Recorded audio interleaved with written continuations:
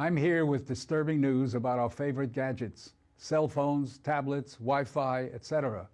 Putting it bluntly, they are damaging the living cells in our bodies and killing many of us prematurely. I'm Dr. Martin Blank from the Department of Physiology and Cellular Biophysics at Columbia University. It is distressing for me and more than 160 colleagues who today are petitioning the United Nations requesting that they address this problem.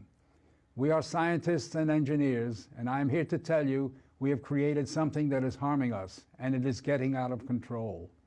Before Edison's light bulb, there was very little electromagnetic radiation in our environment. The levels today are very many times higher than natural background levels and are growing rapidly because of all the new devices that emit this radiation. An example that a lot of us have in our pockets right now is the cell phone.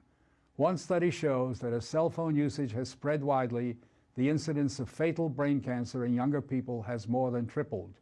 We are putting cellular antennas on residential buildings and on top of hospitals where people are trying to get well. Wireless utility meters and cell towers are blanketing our neighborhoods with radiation. It's particularly frightening that radiation from our telecommunication and power line technology is damaging the DNA in our cells. It is clear to many biologists that this can account for the rising cancer rates. Future generations, our children, are at risk. These biologists and scientists are not being heard on the committees that set safety standards. The biological facts are being ignored, and as a result, the safety limits are much too high. They are not protective. More protection will probably result from full disclosure of possible conflicts of interest between regulators and industry. Rising exposure to electromagnetic radiation is a global problem. The World Health Organization and international standard-setting bodies are not acting to protect the public's health and well-being.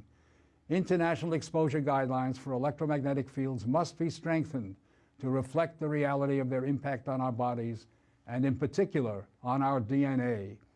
Although we are still in the midst of a great technological transformation, the time to deal with the harmful biological and health effects is long overdue.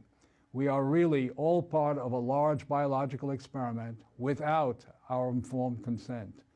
To protect our children, ourselves, and our ecosystem, we must reduce exposure by establishing more protective guidelines.